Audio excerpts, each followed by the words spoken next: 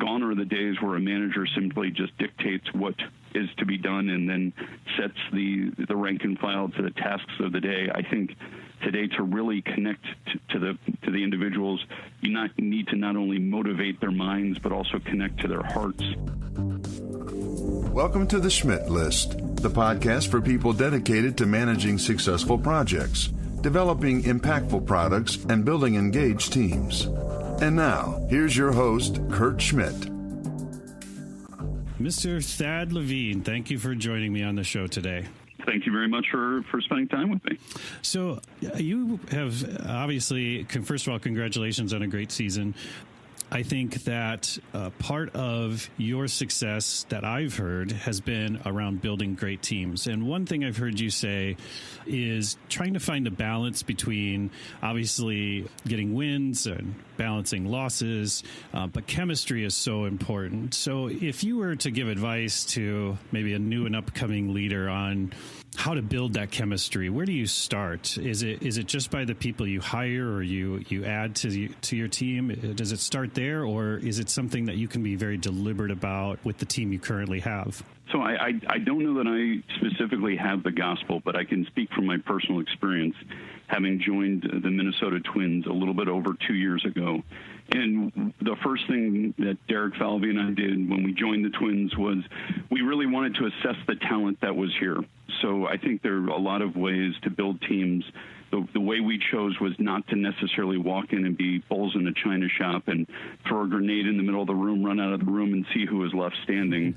But rather, we really tried to adopt the mantra that let's try to get the best of what the existing organization has to offer, marry it up with the best of where we came from, and see if the combination of that could be a championship organization. So I think the first thing we really tried to evaluate in each individual who was part of the existing team was, did they have institutional knowledge or were they institutionalized? And by that I mean, were they people who were capable of making changes in accordance with the vision that we were trying to implement, or were they people who were unfortunately so conditioned to doing things one way that they were not going to be able to be productive in the new group? And so then once we did that initial evaluation, I think we then tried to categorize people in different segments. So we regarded them each as stars in their own rights. I think as managers of people, are so focused on what we could call the rising star, the person whose ceiling seems limitless, whose ambition is matched with their abilities, and somebody who is striving to take meaningful steps forward at all times. They draw a lot of our attention because those are the people who seem to be very foremost in terms of asking for new challenges, and then the people who tend to rise to the occasion when those challenges are given and really perform at a very high level. But secondarily, I think we found that there was a second group of stars that were almost equally vital to the success of a group, and that was what we started calling rock stars. Those are the people who don't let anything fall through the cracks. They're the people who are maybe a little bit less extroverted in the workplace, but nonetheless, they're people who keep their heads down and get an amazing volume of work done and make sure that all the rising stars are put in a position where they can have time in their day to have visionary quests and aren't necessarily laden with doing some of the day-to-day responsibilities that are essential to the success of a franchise. And then the third group that we were probably a little bit attentive to as well was the kind of group that we referred to as setting stars, which were the people who, in our industry, people aggrandize the notion that they've given their life to the game of baseball. Quite frankly, when I hear people say that, it concerns me because I subscribe to the theory that if you give your life to any one thing, that's probably exactly what you have at the end of your life. And baseball, like every other industry in the world, will ferry forward with or without any one individual the day that individual decides to retire. And so the cause for concern that I have when I hear people or I see people who are giving an undue amount of their lives to their profession is that I think at some point you, after making just the wealth of deposits into your career, at some point you want to start withdrawing things commensurate with the deposits you've made. And I just don't believe that the withdrawals are ever commensurate with it. And so what I try to encourage people in our workplace is make sure that the deposits you make are ones that you're comfortable with and ones that you understand aren't necessarily earning interest and going to blossom, and then you'll be able to withdraw later. So don't deposit your children's piano recital. Don't deposit a marriage on extreme cases. Don't have strained relations with children because you're not around for key events in the name of pursuing the next step in your career. Make sure you manage and balance those things such that you don't get to a point where you're regretful halfway through your career. So I think once we did all of those things in terms of evaluating the personnel here, we were very attentive to bringing in new voices. The ownership of the Minnesota Twins had not made any changes in their leadership group for quite some time. Derek Falvey came from the Cleveland Indians. I came from the Texas Rangers. We were the first two executives hired by the organization from outside since 1985, which was quite a daunting realization we had when we got here. Yeah. It just suggests how much this franchise was committed to loyalty, quite frankly, probably to an extreme representation. So we then chose a window of time to bring in other new voices and capitalize on the fact that there was an open-mindedness to embracing change and a diversification of thought. And we brought in people from a variety of different Major League Baseball organizations, as well as people specifically from outside baseball to form what we hope to be the leadership of this franchise moving forward. Once together, it was then essential to sit down with each person and really explain to them how they fit into our vision and how they were going to be accountable to carrying forward part of that vision. And what we found to be the most effective way of doing that was kind of to kind of echo Simon Sinek's mantra. We kind of led with why were they getting involved with us, and why were we asking them to do asks, and try to really ground them there. So I think from all of that, we've tried to build a core of people who have a common purpose but individualized accountabilities. And one thing that we've tried to espouse is the notion that do 100% of your job in about 60 to 70% of your time, which then leaves somewhere between 30 and 40% of your time to learn, grow, and develop. And then we've charged everyone in our group to invest in one another by delegating some of your responsibilities to people around you, and not just necessarily the least attractive elements of your job, but rather some of the more robust elements of your job. And with the thought in mind that if everyone's doing that, the morale of the whole group will be boosted, because you can come to work and concurrently have a feeling of purpose and fulfillment from contributing, but also a feeling of enrichment from learning from one another, and hopefully equally the enrichment of teaching one another. And so we've been very attentive in our hiring processes to ask people in-depth questions about, it's very easy for people to answer the question, are you willing to help people around you? Because right. I think most people translate that into, are people willing to listen to what I tell them to do? But the question we probe more on is asking them for examples when they've been open-minded to being taught by people around them. When have their ideas been shaped and refined by the suggestions and recommendations from people around them, or experiences that they've had from learning? And it's those types of people we want to surround ourselves with. And I think that's been kind of the backbone of our formation, the inception and formation of the chemistry within our front office group here.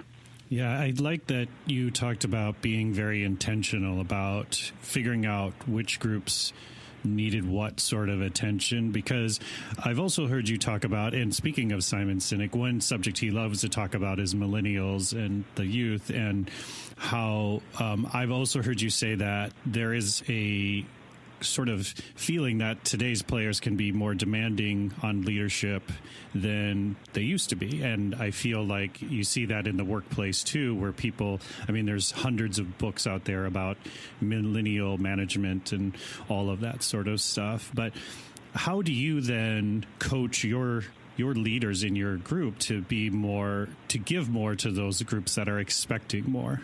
Well, I think you really nailed one of the biggest challenges facing our industry. The baseball industry, I think, is behind in so many regards.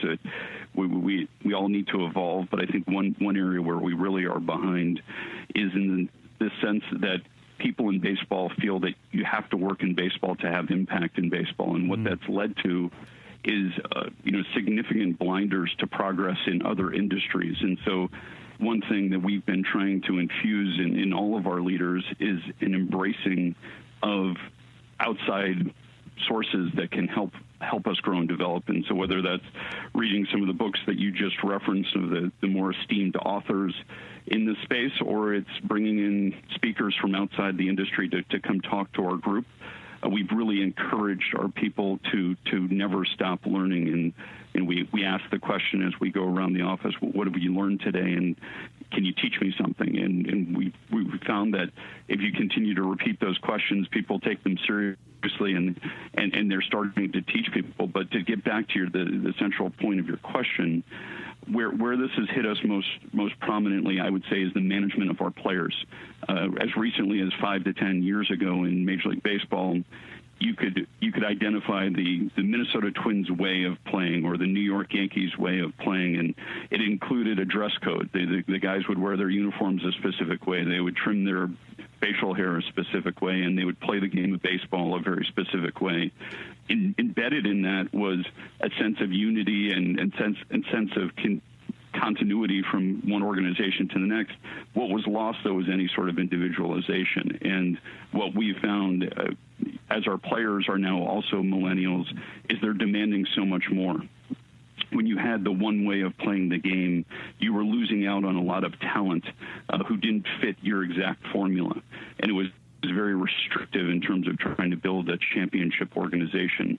So the managers, by and large, the field managers, that is, were people who were unflappable leaders who could give a Newt Rockne speech at any moment and galvanize the boys and rally them to go up the hill for a battle with General Patton, and they would be stoic, unemotional, and they could glower at umpires in the opposition and intimidate them across the board, and that was part of the value they brought. But they didn't necessarily have one-on-one conversations with players. That they weren't motivating at that level. And today's players are really demanding so much more. They want to know why you're asking them to do something. And I think it's very reflective of millennials in any walk of life right now. Gone are the days where a manager simply just dictates what is to be done and then sets the rank and file to the tasks of the day. I think today, to really connect to the individuals, you need to not only motivate their minds, but also connect to their hearts. And I think that's what we're looking for in the leaders for the Minnesota Twins for this generation of employees, is people who have the ability intellectually to really connect.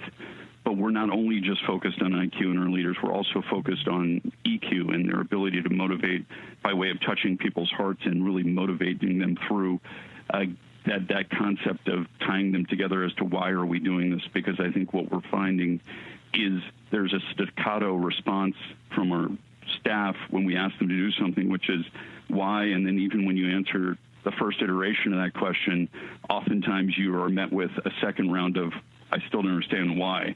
And so if you're not able to drill down and really inspire the people around you, I don't believe you're going to get the best out of what they can deliver. And so it's those skills that we're looking for now in the leaders of the Minnesota Twins. One thing I've heard you say, and I say the exact same thing when I'm coaching leaders myself, is the importance of holding up the mirror as a leader. Do you think that having that humility and vulnerability and expressing that as a leader is key to being impactful?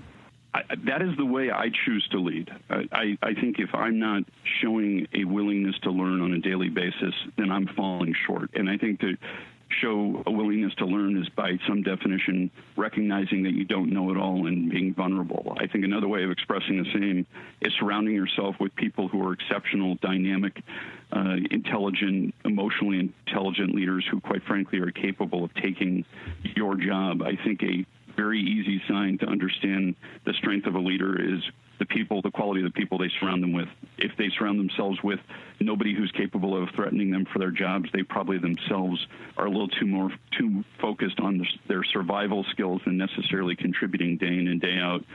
So I think that it starts with a a learning spirit and a learning heart, and a willingness to ask why. A willingness to ask for help from people.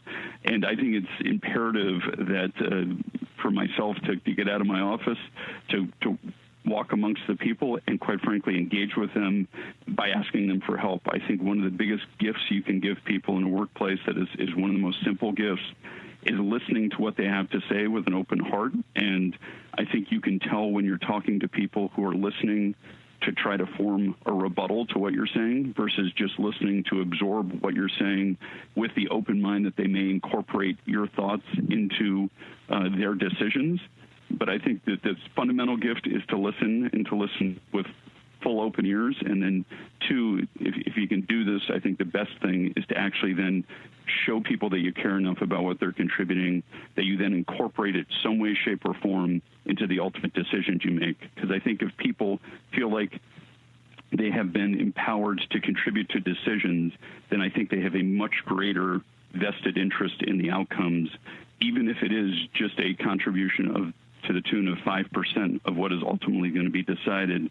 I feel as if a pact that a leader has with the people who work here is, I'm going to give everyone here the forum to contribute and the resources to enhance and augment their growth and development. What they then owe me in return is when ultimately decisions are made to support the decision, because they have an understanding that no major decision have I only asked just one single individual what their opinion is. I've asked multiples. And so in order for me to continue to make the best executive decisions I can't be worried about hurting somebody's feelings by going against their recommendation. A very strong mentor in my life once told me, make your point. If you feel as if I'm not going with your recommendation, make your point a second time, but use different information to make it. And then once you've made it twice, understand I've heard your point, and please get on board with what we're doing, regardless of whether it's ultimately was your recommendation or not. Be worried when I stop asking you your opinion. Don't be worried when I stop going with your recommendation, because understand I'm always talking to 6, 8, 10 people before I make an executive decision, and there will be a pocket of time where the appearance is that I don't go with your recommendation. That shouldn't concern you. What should concern you is when I stop asking for your opinion.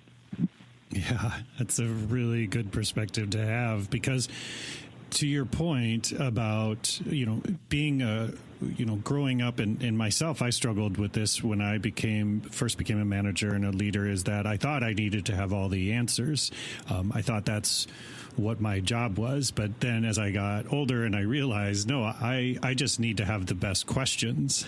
And that's what got me to a spot where I felt a lot more confidence. But as a young person, I really felt like I needed to have all the answers.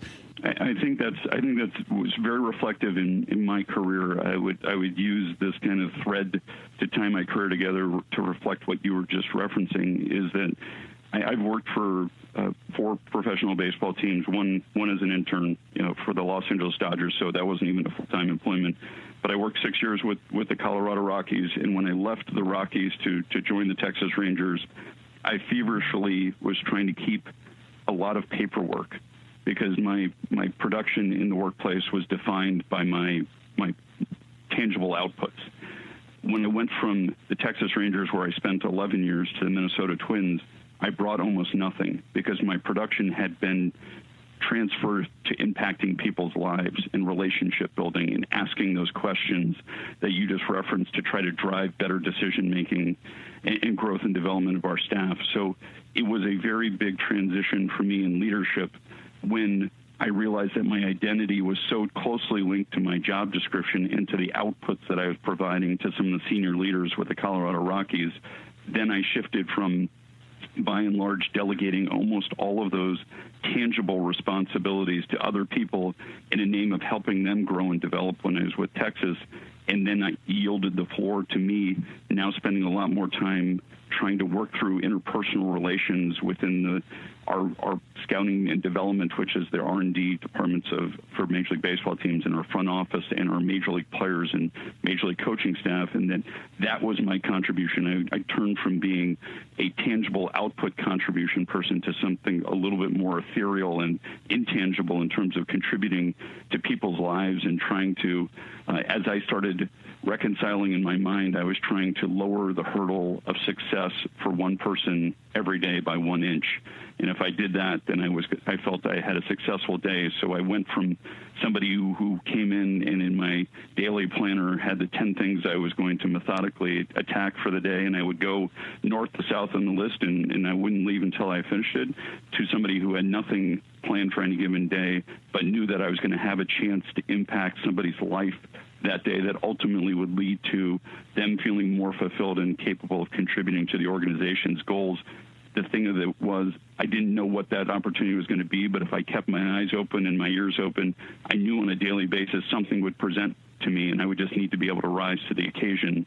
So it was a real transformation for me in leadership, and it leads me down a path when I talk to people as they're progressing through their careers. I encourage them to try to decouple their sense of self-worth from their job description itself.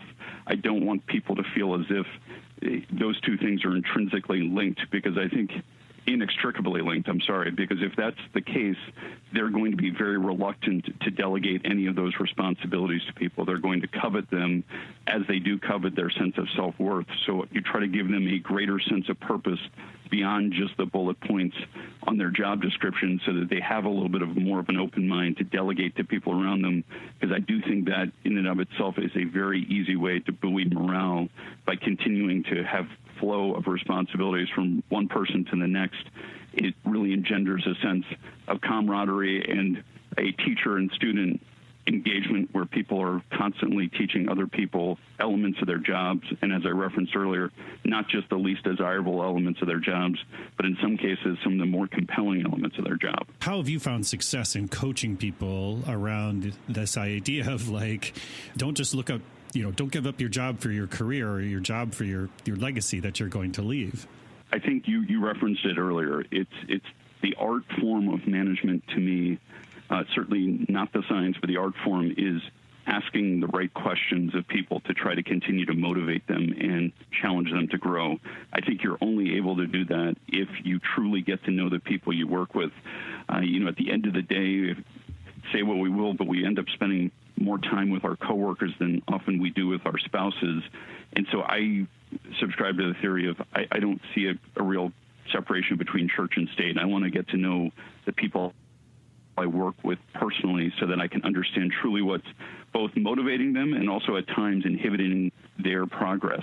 And so I think once you get to know the people personally, you can delve a little bit deeper to understand, while I know what the organization's why is and what our vision and mission is, what is the individual's vision and mission? What is the thing that is really galvanizing their ability to grow and develop, and what is that? Where is that emanate from, and what stimulates it? And you try to, as best you can, align their thoughts with the organization's vision and mission, and see if you can't artfully weave the two together so that they feel even more motivated to come to work on a daily basis. But I think it's taking the care to sit down with at least your leaders of your organization and challenge them to do it with the people who report to them, but ideally the people you come into regular contact with, in understanding what motivates them and what drives them and what makes them tick, and also areas where they can be easily, their skill sets can be easily amplified. I think one of the art forms of leadership is,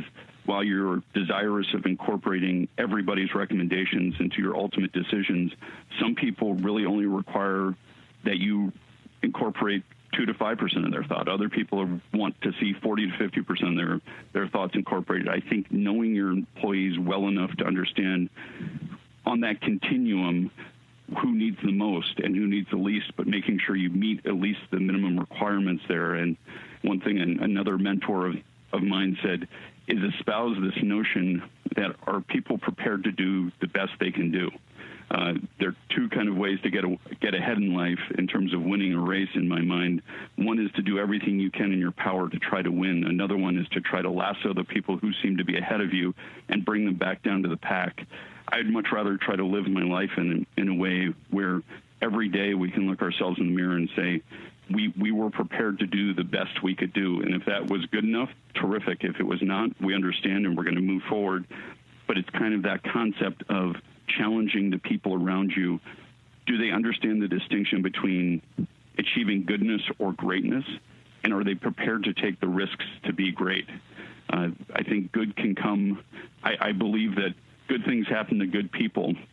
I subscribe to the theory, however, that if you want something great to happen to you, you have to take an active role in going out and seizing it. And none of us are entitled to just sit on our duffs and experience greatness. You have to go out and take a risk to get there. I think a lot of people don't necessarily understand that distinction between goodness and greatness. If you as a leader are able to illuminate that, but then also allow for a safe environment where they can fail forward and learn from those failures as well as learning from the successes, such that the risks associated with taking the chance to go from good to great are minimized, I think you have a real chance of being pleasantly surprised and having individuals in your group effectively achieve greatness. I really love your perspective, Thad, and I want to thank you so much for taking the time to join me on the show today. I learned a lot, and I know the listeners will have learned a lot, and I appreciate your perspective. So thank you so much for taking the time out of your day today. I'm honored to be included in your platform, and I really appreciate the time we spent together.